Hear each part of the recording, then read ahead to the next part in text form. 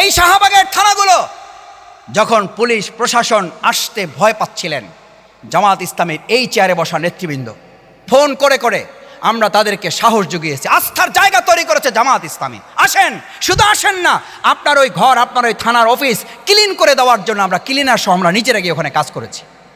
সেই লোকেরা এখানে বসা আছে। কোনো কোনো থানায় আমরা চেয়ার কিনে দিয়েছি, কোনো কোনো থানা আমরা টেবিল গিফট করেছি।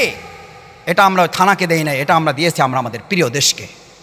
কারণ যে থানা আমাদের দেশকে নিরাপদ করবে সেই থানাকে ওই সময় নিরাপদ করা আমরা আমাদের দায়িত্ব মনে করেছি।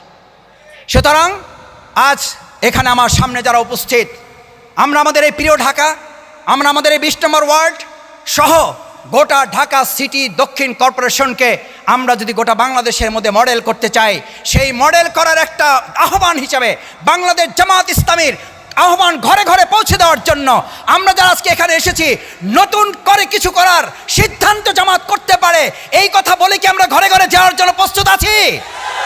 সবাইকে আমরা পারবো ইনশাল্লাহ? আমরা কি সবাই রাজি আছি ইনশাল্লাহ?